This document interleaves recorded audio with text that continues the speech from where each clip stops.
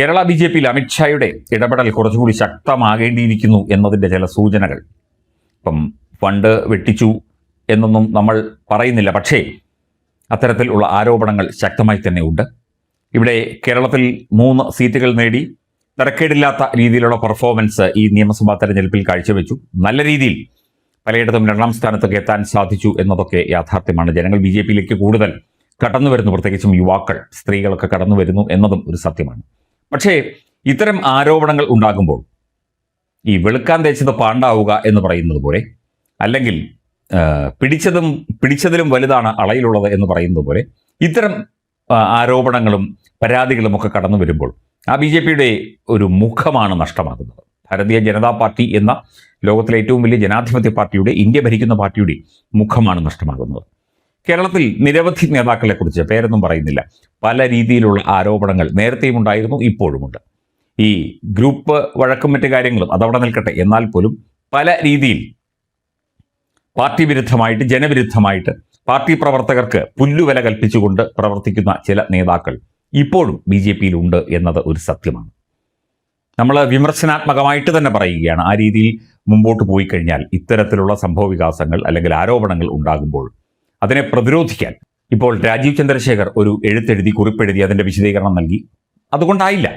പാർട്ടിയിൽ അത് ബോധ്യപ്പെടുത്താനും ജനങ്ങളെ അത് ബോധ്യപ്പെടുത്താനും സാധാരണക്കാരായ ജനങ്ങളെ അത് ബോധ്യപ്പെടുത്താനും പാർട്ടിക്ക് കൂടുതൽ ഉത്തരവാദിത്തമുണ്ട്. അത് ചെയ്യുന്നുണ്ടോ?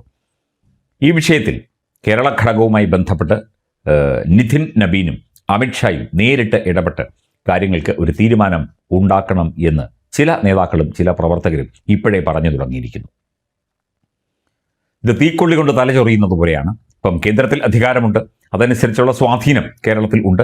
കേരളത്തിൽ ഇതുവരെ അധികാരം നേടാനോ അല്ലെങ്കിൽ വലിയ ഒരു ഭൂരിപക്ഷം നേടാനോ സീറ്റുകൾ നേടാനോ ഒന്നും സാധിച്ചിട്ടില്ല. 3 സീറ്റ് എന്ന് പറയുന്നത് വളരെ കുറവാണ്.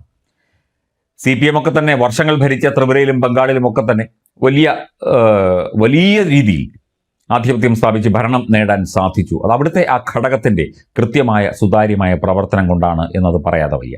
ഇവിടെയും പ്രവർത്തനങ്ങൾ നടക്കുന്നുണ്ട്, നല്ല രീതിയിൽ പ്രവർത്തനങ്ങൾ നടക്കുന്നുണ്ട്. പക്ഷേ അതിനൊക്കെ തന്നെ തുരങ്കം വയ്ക്കാൻ ചില നേതാക്കൾ ഇറങ്ങിത്തിരിച്ചിട്ടുണ്ട്. അത്തരത്തിലുള്ള ആളുകളെ തീർച്ചയായിട്ടും ഒഴിവാക്കണം.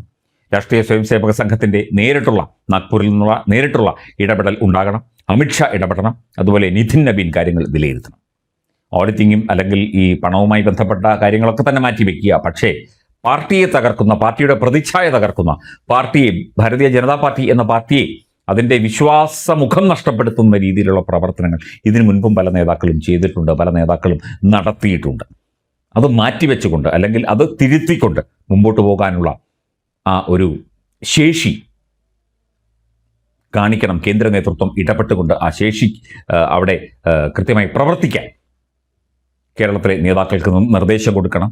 ആരോപണങ്ങളില്ലാതെ, അഴിമതിയില്ലാതെ, തട്ടിപ്പില്ലാതെ, വെട്ടിപ്പില്ലാതെ സുതാര്യമായി പ്രവർത്തിക്കാൻ, സുതാര്യമായി ജനങ്ങൾക്കിടയിലേക്ക് കാര്യങ്ങൾ അവതരിപ്പിച്ചുകൊണ്ട് കടന്നു ചെല്ലാനൊക്കെ തന്നെ എല്ലാവർക്കും സാധിക്കണം. അതിന് വേണ്ട രീതിയിലേക്ക് കേരള BJPയെ കൂടുതൽ ശക്തമാക്കേണ്ടതുണ്ട്, കൂടുതൽ ഒരുക്കേണ്ടതുണ്ട്.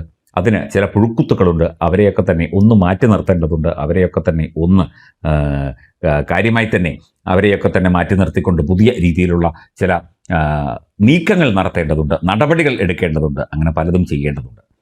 അതുകൊണ്ട് അമിത്ഷാ കാര്യമായി തന്നെ ഇടപെടണം എന്ന് ഉറപ്പിച്ച് പല നേതാക്കളും പറയുകയാണ്. കേന്ദ്ര നേതൃത്വത്തിൻ്റെ നേരിട്ടുള്ള ഇടപെടൽ എല്ലാ ഒരു മേഖലകളിലും ഉണ്ട്. എന്നാൽ പോലും കൂടുതൽ മേഖലകളിലേക്ക് BJP കേരള ഘടകത്തിൽ ഉണ്ടാകേണ്ടത് ആവശ്യമാണ്. ആരോപണങ്ങൾ ഉണ്ടാകുന്നു, പരാതികൾ ഉണ്ടാകുന്നു, അതിന് കൃത്യമായ തെളിവുണ്ടോ, കാര്യങ്ങളുണ്ടോ, അന്വേഷണം, മറ്റു കാര്യങ്ങളൊക്കെ നടക്കട്ടെ. എന്നാൽ പോലും ഇത്തരം ആരോപണങ്ങൾ വരുമ്പോൾ നമ്മൾ ഭയങ്കര സ്പീഡിൽ ഓടിയെത്തി പെട്ടെന്ന് സ്പീഡ് നേർപകുതിയായിട്ട് കുറയുന്നത് പോലെ, അല്ലെങ്കിൽ കാൽഭാഗമായിട്ട് കുറയുന്നത് പോലെ, അല്ലെങ്കിൽ നിന്നു പോകുന്നത് പോലെ, ആ യന്ത്രം നിന്നു പോകുന്നത് പോലെ ഒരു ദുരവസ്ഥയാണ് പാർട്ടിക്ക് ഉണ്ടാകുന്നത്. അത് മനസ്സിലാക്കാൻ കേന്ദ്ര നേതൃത്വം കൂടുതൽ ശ്രദ്ധ കേന്ദ്രീകരിക്കണം. കേരള നേതൃത്വവും രാജീവ് ചന്ദ്രശേഖറും അദ്ദേഹത്തിൻ്റെ ടീമും കൂടുതൽ കാര്യങ്ങളിൽ ഇടപെട്ട് കാര്യങ്ങൾ മുമ്പോട്ട് കൊണ്ടുപോകാനുള്ള ആ ഒരു ആർജവം തീർച്ചയായിട്ടും കാണിക്കണം.